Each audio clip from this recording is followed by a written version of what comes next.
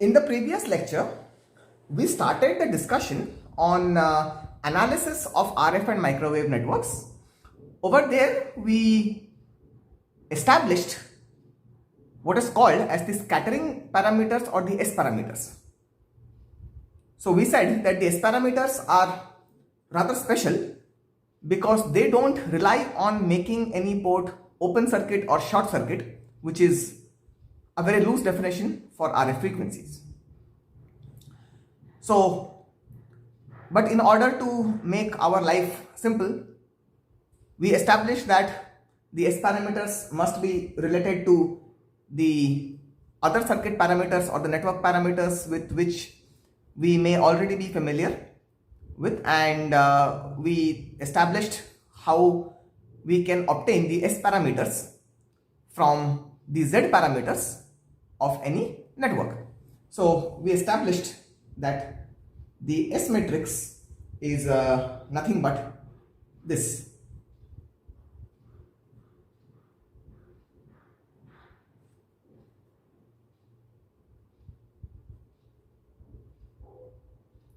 Where this small z matrix is the normalized impedance matrix.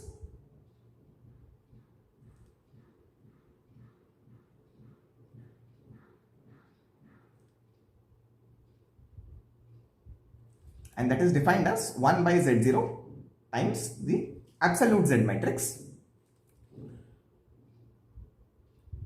So this is the derivation with which we had ended the previous lecture. Now let us look at this little more closely. This S matrix equals this expression.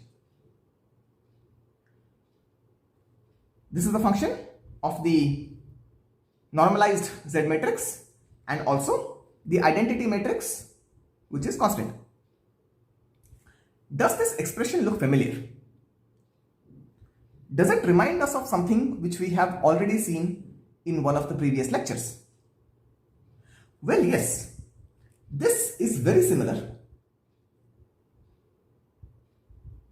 This is very similar to the expression for the reflection coefficient gamma, which is nothing but z minus 1 raised to minus 1 times, z plus 1 raised to minus 1 times z minus 1, or in other words, small z minus 1 divided by small z plus 1. So there is an uncanny similarity because this is the normalized impedance and this is an impedance matrix. This is 1 and this is the identity matrix. So identity matrix essentially plays the role of unity in matrices. So therefore these two can be called to be very similar in nature. So can we say that gamma is very similar to S? Yes. In fact, reflection coefficients are subsets of S parameters.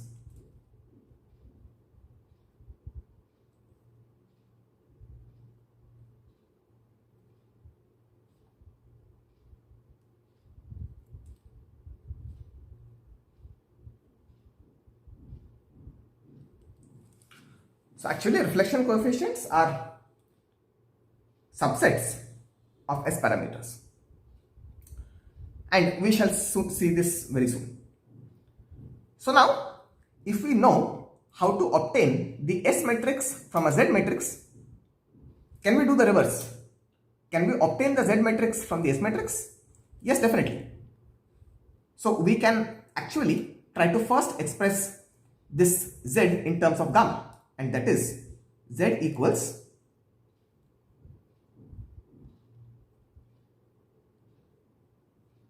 one plus gamma times 1 minus gamma raised to minus 1.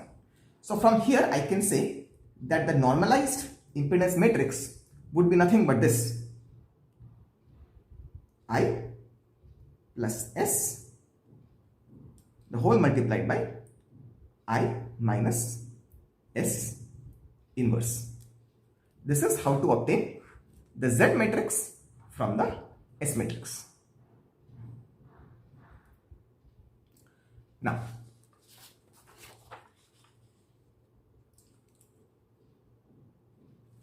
let us look at some properties of S matrix or S parameters.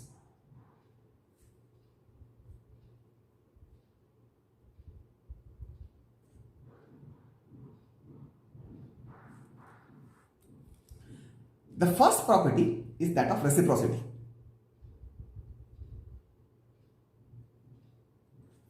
That is whether the network in question is reciprocal or not.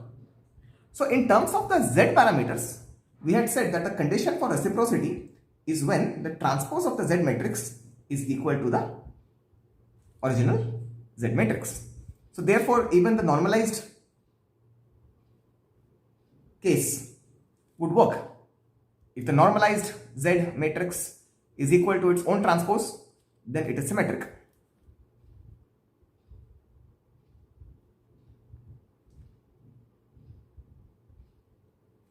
So now, using the condition for reciprocity for the Z matrix, can I say something about the S matrix?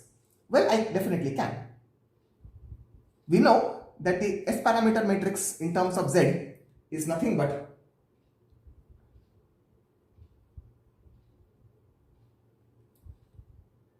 this.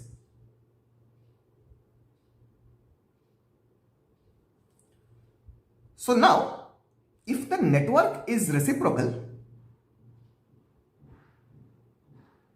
then the Z matrix is symmetric. So if this matrix is symmetric, this is also symmetric.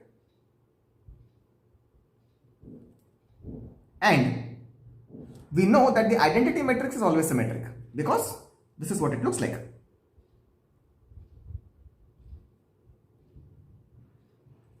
It looks something like this. Only the diagonal elements are 1. So therefore, even this and this are symmetric. So as you know, the properties of matrices is such that the sum and difference of two symmetric matrices will also be symmetric. And the inverse of a symmetric matrix is always symmetric. So therefore, this will also be symmetric.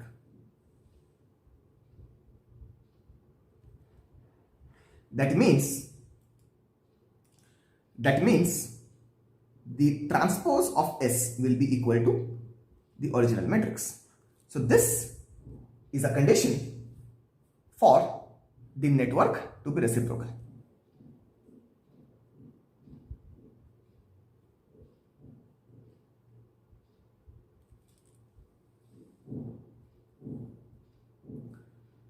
This is the condition for the network to be reciprocal. Now, let us look at the second property, and that is the property of losslessness.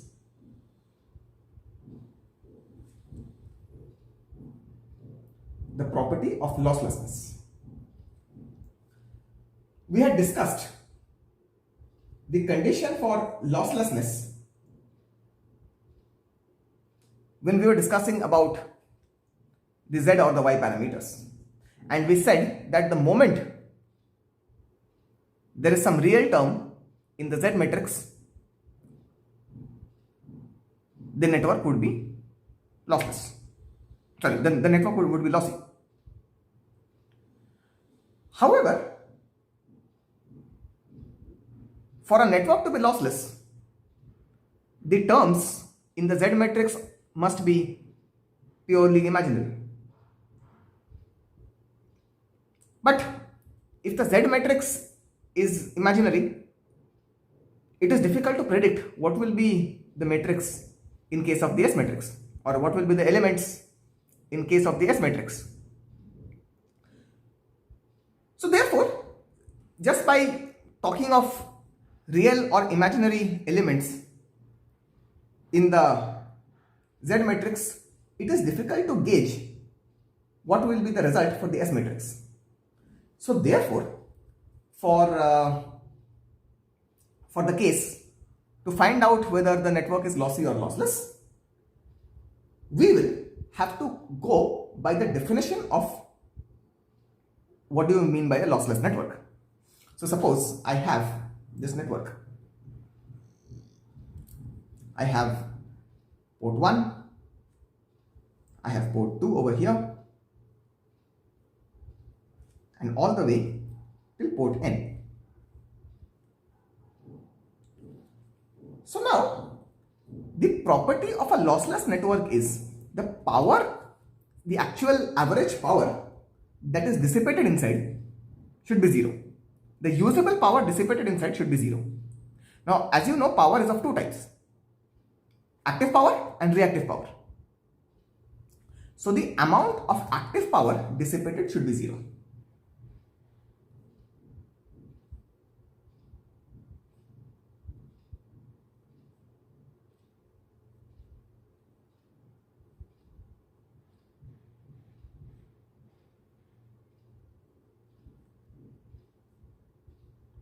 When I say by the network, it means inside the network.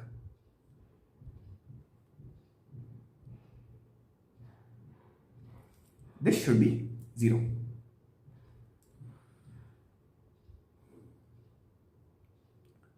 So what this means is, suppose there is some voltage over here V1, there is some voltage over here V2, here there is some voltage Vn. So let us say there is some current which is entering here, that is I1, some current that is entering here, that is I2. But let us say port number N, there is some current that's leaving the port. So in other words, power entering the network should be equal to the power leaving the network.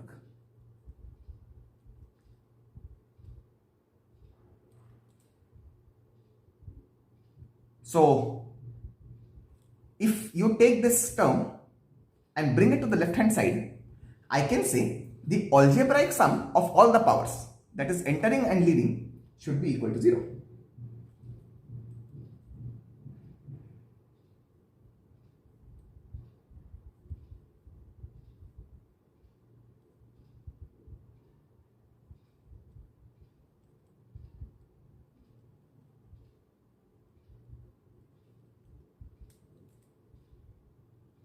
Entering plus leaving should be equal to 0. That is like saying the law of conservation of power should be satisfied. So when I say power, I mean active power.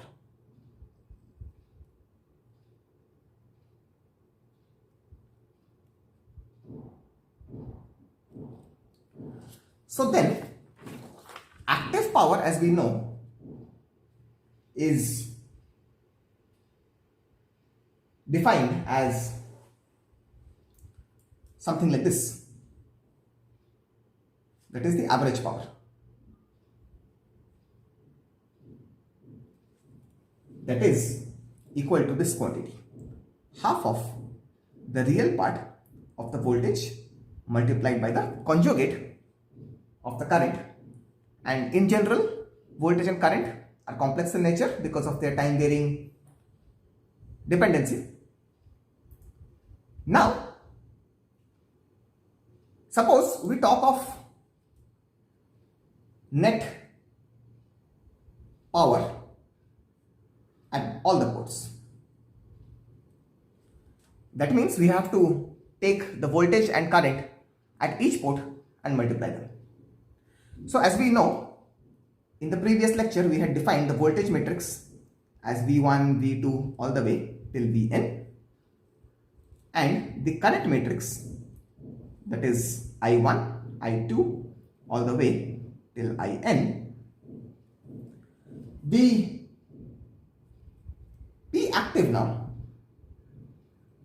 for all the ports becomes half of the real part of the product of this and this. But this is n cross 1 matrix and this is n cross 1 matrix. We cannot multiply them. So therefore we will take the transpose, which will cause Vi to be multiplied with, V1 to be multiplied with I1, V2 to be multiplied with I2, and doing so will give us a single number, which is the power. So therefore, if I now say this is nothing but the transpose of V times the conjugate of the I matrix.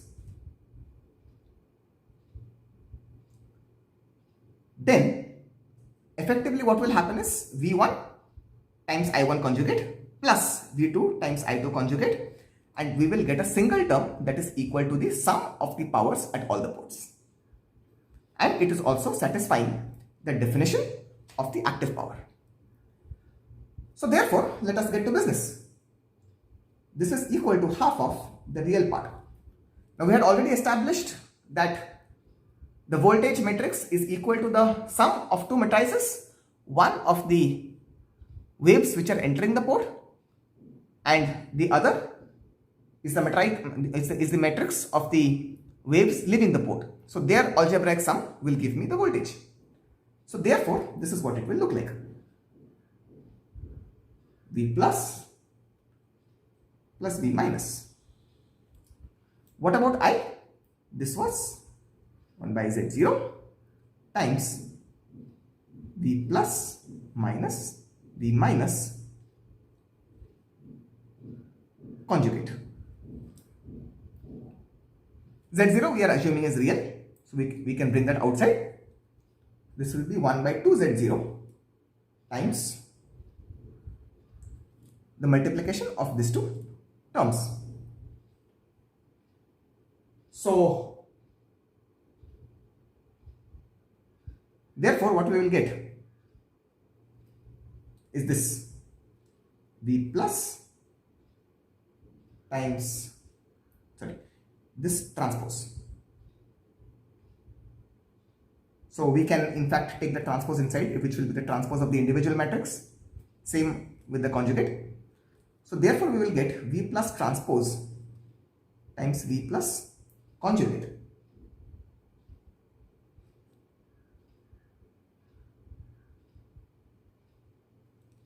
Minus this and this will give us V minus transpose times V minus conjugate. The third term will be plus V minus transpose times V plus conjugate minus this times this, which is V plus transpose times V minus conjugate.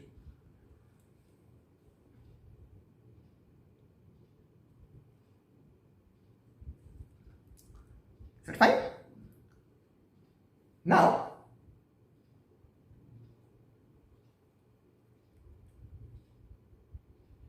what can we say about these two terms, the first two terms? The first two terms that you see is the multiplication of the same number with its conjugate. So therefore, the product will always be real. The product will always be real.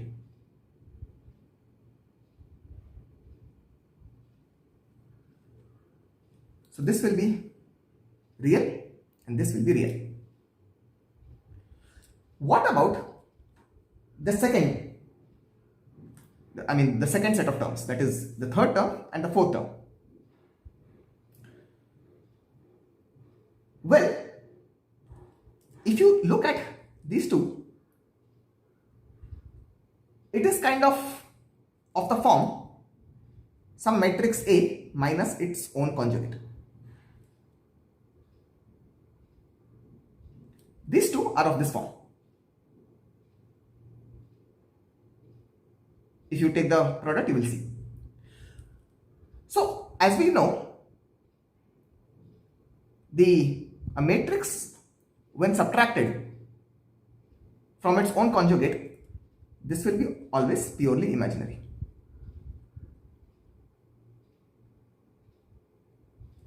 So therefore, we are looking for the real part of this term. So we will choose the first two only and we will neglect the third and the fourth.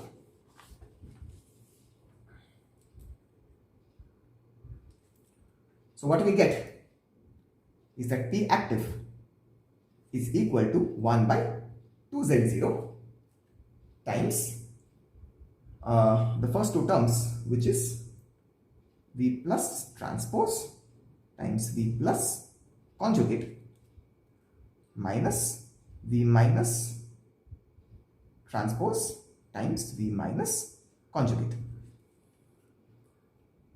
And we want that this should be equal to 0. That is the condition for the lossless network. Now,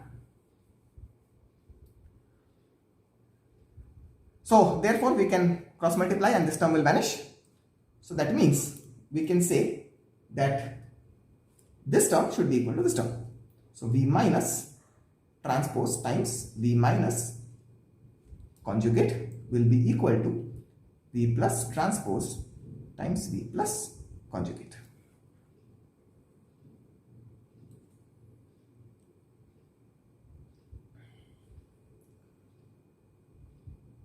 So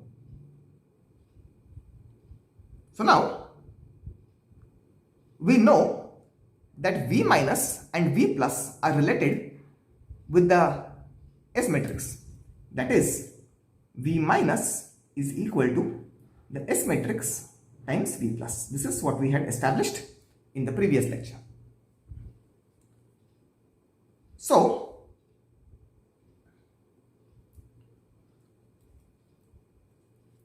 what I can say is I can replace essentially this V minus with this quantity.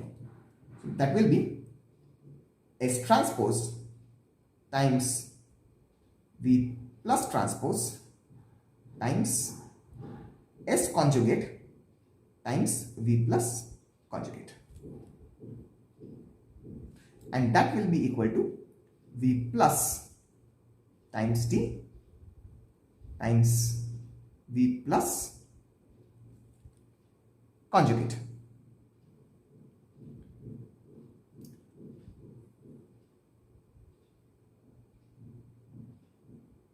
So what you can see essentially is that this is an n cross n matrix. So is this.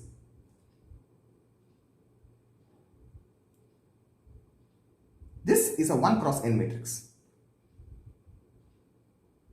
I'm sorry, this will be, the transpose will be a 1 cross n matrix, and this will be a n cross 1 matrix.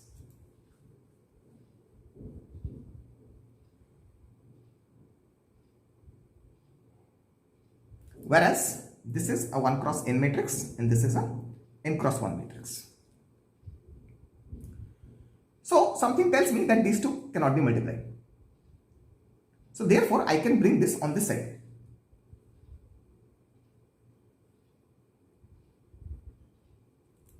Times V plus transpose times V plus conjugate, and that is equal to this.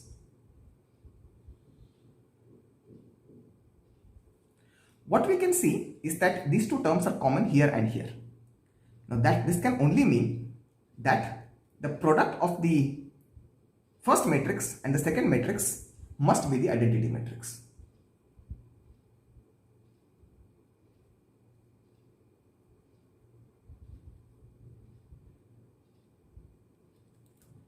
That is to say, S transpose times S conjugate must be equal to I.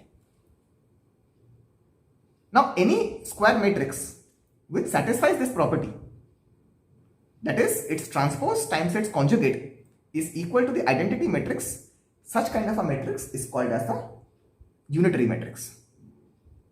So therefore, this is called as the unitary property.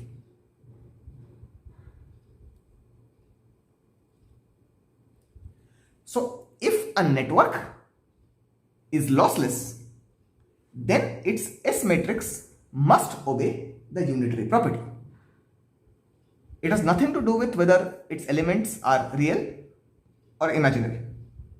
The S matrix must be a unitary matrix. That is to say, it must obey the unitary property, which is the product of its transpose and the conjugate matrix must be equal to the identity matrix. So if you want a network to be lossless, then you have to ensure that its S matrix is unitary.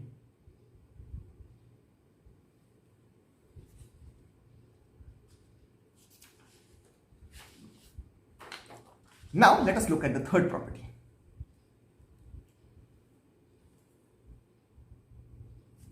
The third property of an S matrix,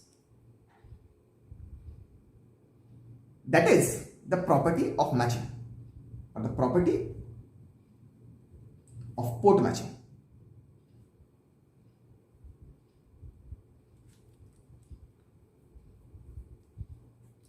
Now what we have seen is that this S matrix is a square matrix, that is something like this.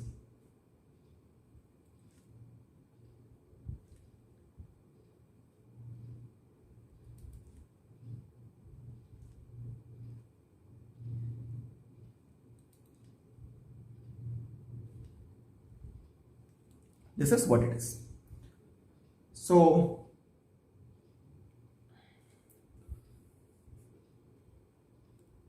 now let us take a closer look at the diagonal elements.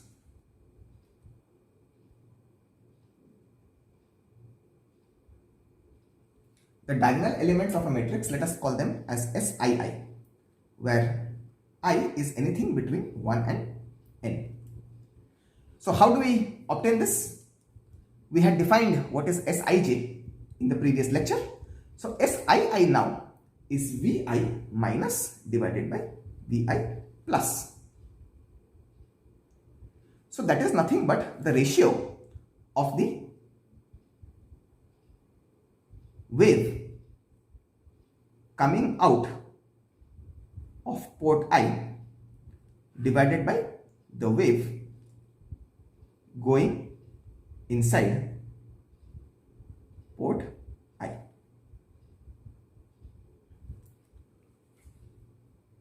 Going inside port I. So, does this expression look familiar? Yes. This is nothing but the reflection coefficient. So, reflection coefficient looking into port I. So if you are looking into port I, you will see some reflection coefficient, and this is what it is.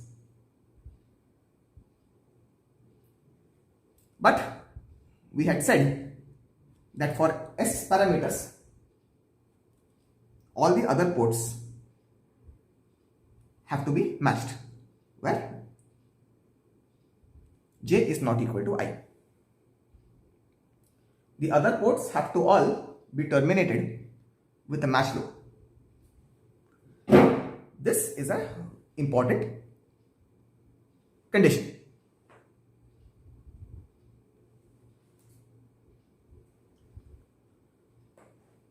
Now, if you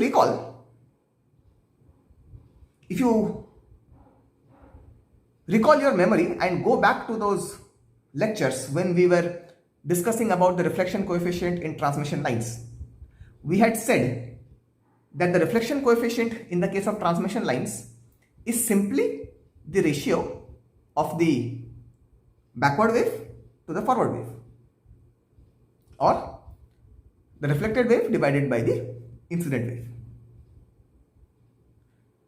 But over here we are doing the same, but we are putting this condition that all other ports had to be matched.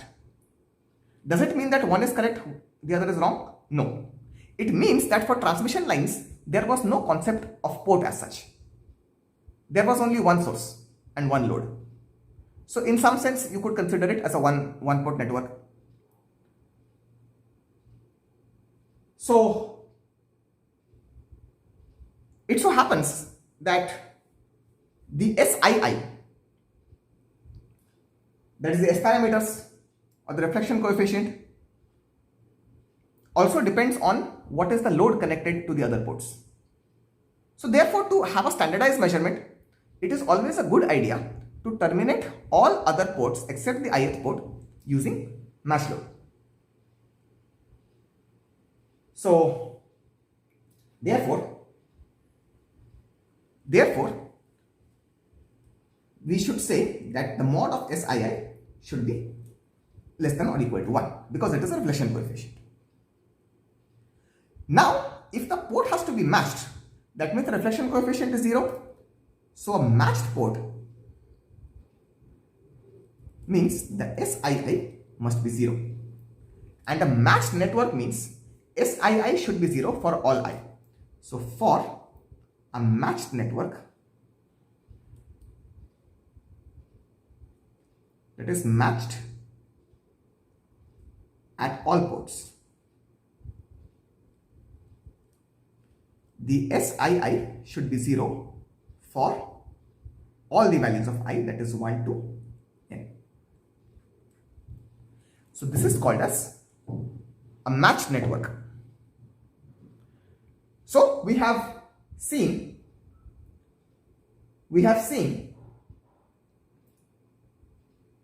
three major properties of a network through its S parameters. First is reciprocity, second is losslessness, the third is matching. So any RF circuit or any RF network that you come across having multiple ports, you will have to apply these three criteria and see whether the network is reciprocal, whether the network is lossless, and whether the network is matched at all the ports. So let us now take a look at a two-port network and define certain terms. Let us say I have a two-port network. This is port 1. This is port 2. Let us say this network has an S matrix. It is S11, S12, S21 and S22. Now IEEE defines certain terms. The first term is called as return loss.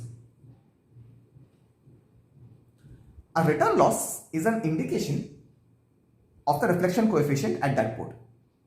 So return loss at port 1 is defined in dB terms in this way, that is minus 20 log to the base 10 of the magnitude of S11. The minus comes because S11 would have its magnitude usually less than or equal to 1. So therefore the log would become negative. So therefore to overcome the negative sign, we put a minus over here. Because loss, we normally don't write as negative quantities. So similarly, return loss at port 2 in dB would be minus 20 log 10 of mod of S22 because these indicate reflection coefficients.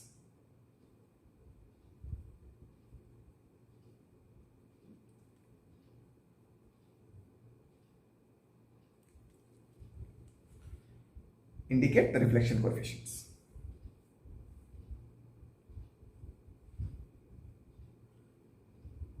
Now,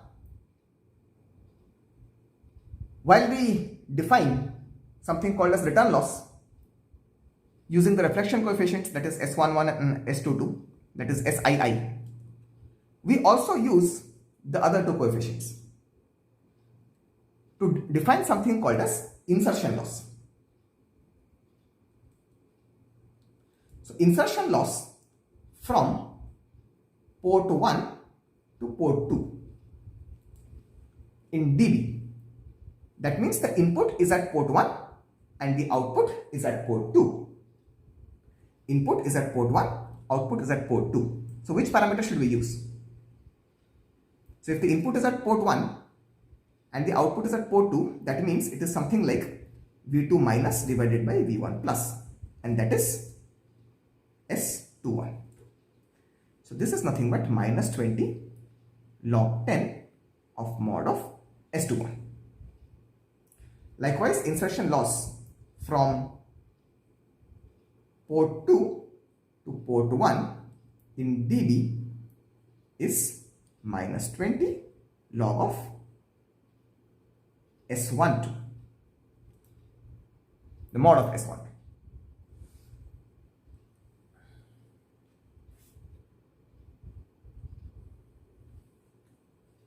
Say for example, now we took this two-port network. So if this two-port network is matched, then its SII must be 0. That means S11 will be equal to S22 will be equal to 0. This is needed. So if the network is matched,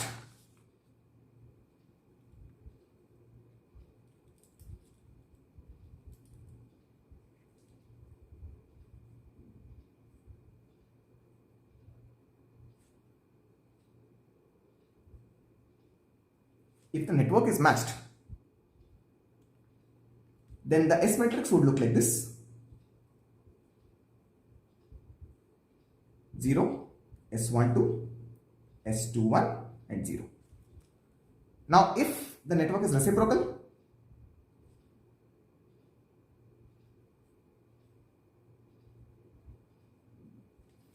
so for the network to be reciprocal, this must be a symmetric matrix. Therefore, S12 must be equal to S21. So therefore, let us assign that it is some S.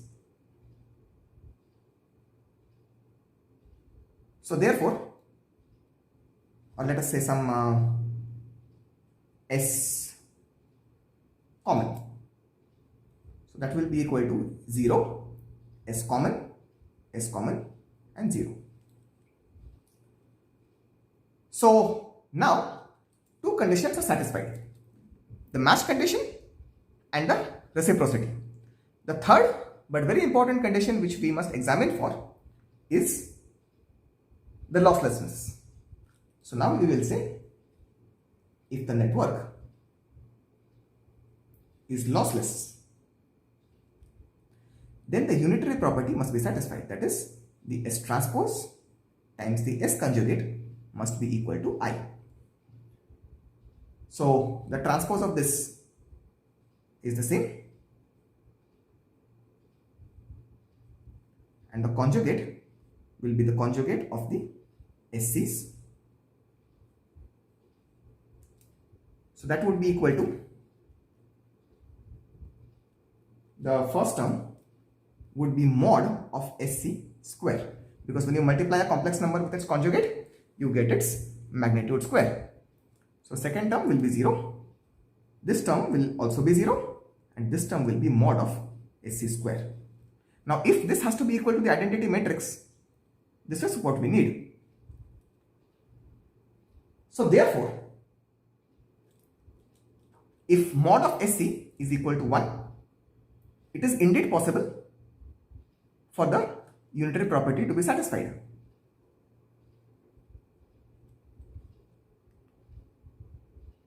It is indeed possible.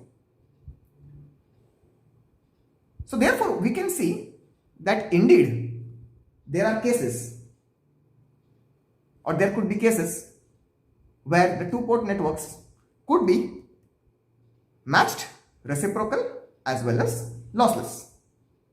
So therefore, indeed it is possible for two-port networks to satisfy all these three criteria. But if you go for a three-port network, that is, when this S matrix would be a 3 cross 3 matrix, then it will be an interesting exercise to find out whether all of these three properties can be satisfied.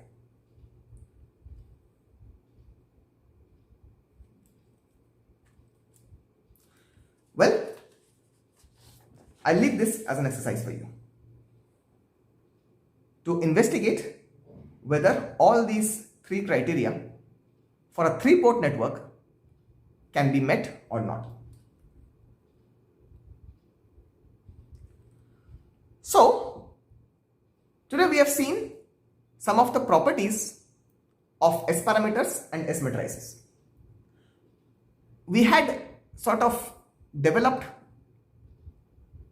the notion or the concept of these S parameters by making use of Z parameters or any other parameters that we already know. Let us again go back to another kind of network parameters which all of you know from your basic course in network theory, and that is ABCD parameters.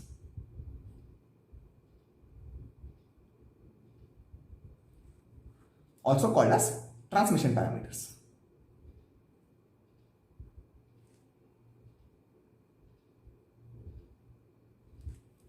Transmission parameters.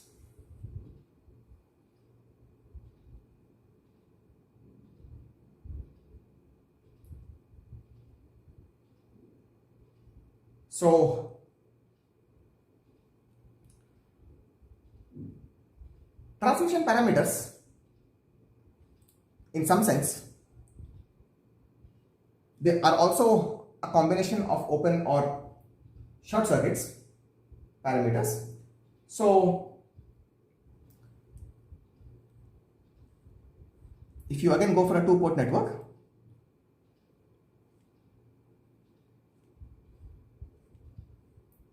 this is port 1 and this is port 2. So let's say this is V1, this is V2, this is I1. But the definition of I2 now is slightly different. That is in this way. So over here they define the voltage and current at one port will be related with the voltage and current at another port. So unlike Z or Y parameters which related only voltages to only currents, ABCD parameters relate one port to another port. So that's like saying V1 and I1 are this ABCD matrix times V2 and I2.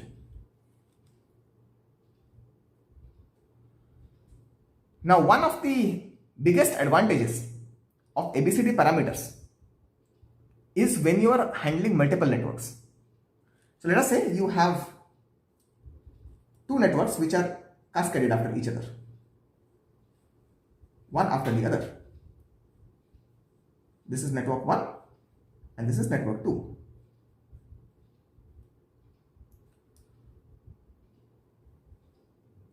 Suppose the first network has A1, B1, C1, D1 as its ABCD matrix.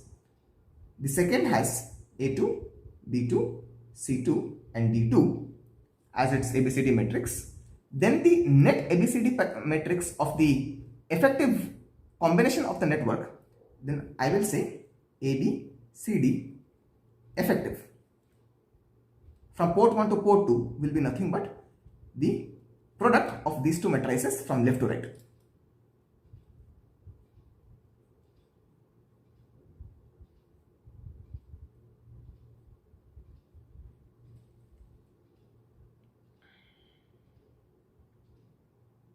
This is what it looks like.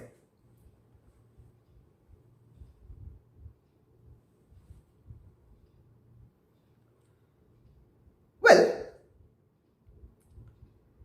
you can prove this very easily.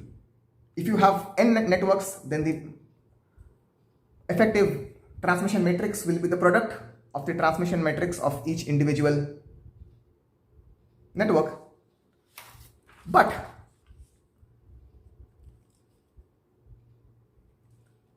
another important parameter is, or another important way to look at the ABCD matrix is the following. We saw that the relation is something like this.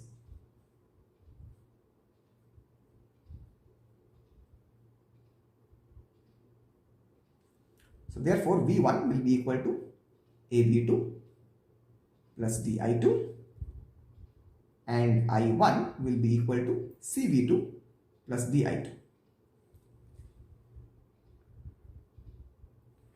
So what you can see is that A is nothing but V1 by V2 given I2 is 0.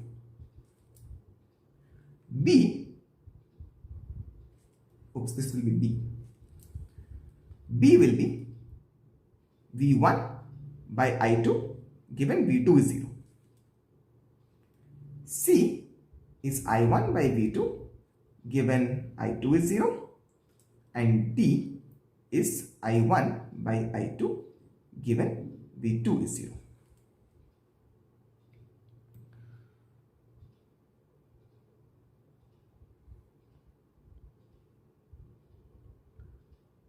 Now, notice something very interesting. A is a voltage ratio. D is a current ratio between the two ports.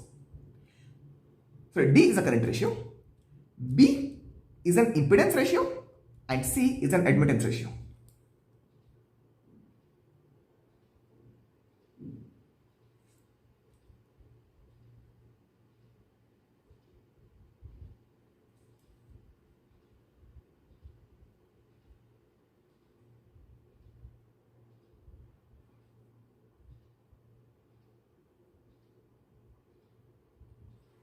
The current ratio.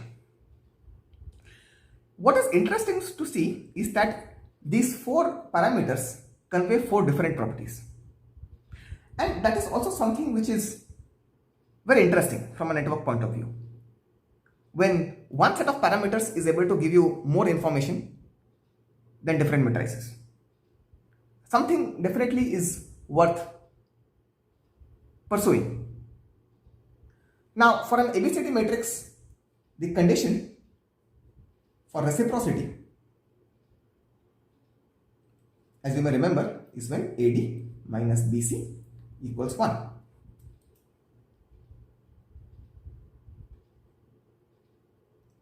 This you can prove very easily.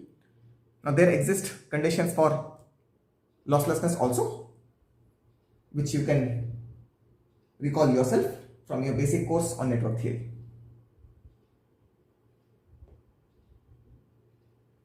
So now, the question is, can we correlate ABCD parameters with parameters that we already know? Yes, definitely we can do that. We can do that by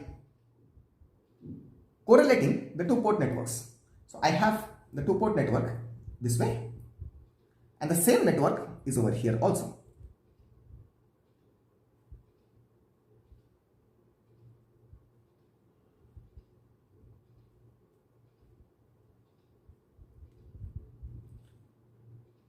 So in case of ABCD, we had taken the current direction like this, but now for Z, we have to do it like this, because we have to correlate ABCD with Z. So therefore, even the conventions of the voltage and current must be the same. So therefore, the equation for ABCD matrix will remain the same, except I2 will become minus I2. So therefore, we will say, or let me do this on a new page.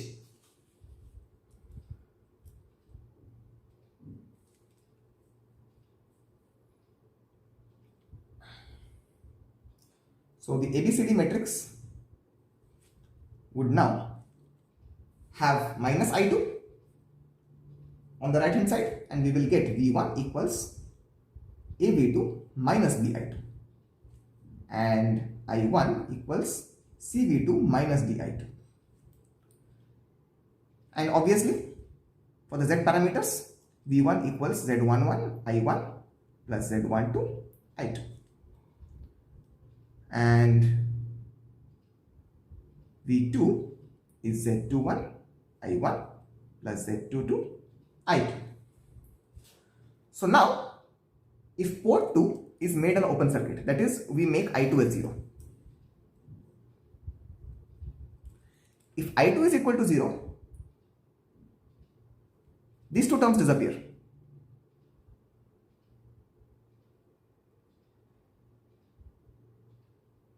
And these two terms also disappear.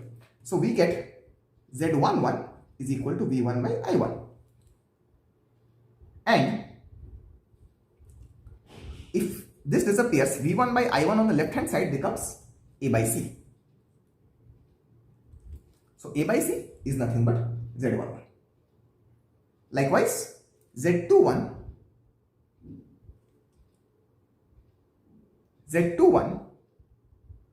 will be V2 by I1. So therefore, I1 equals CV2 in this case when I2 is 0. So V2 by I1 will be 1 by C.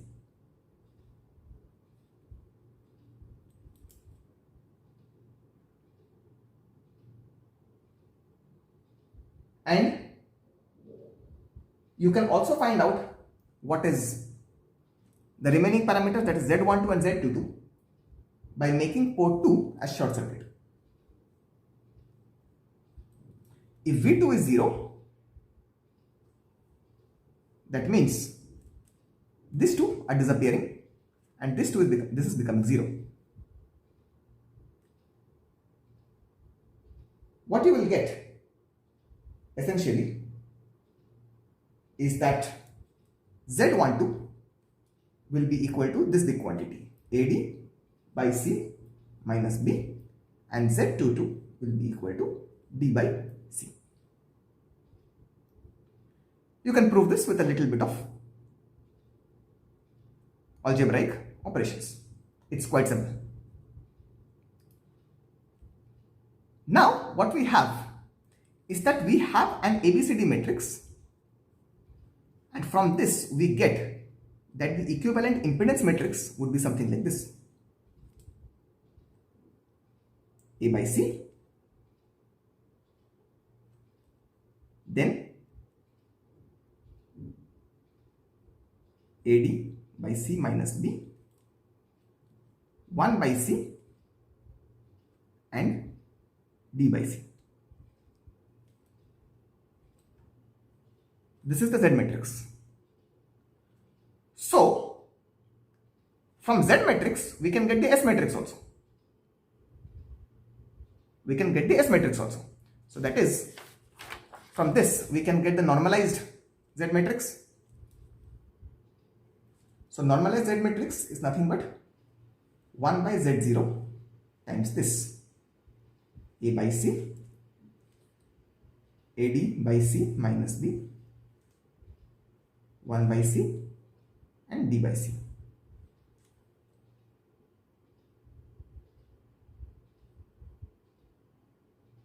So you can very easily obtain the S matrix from this, that is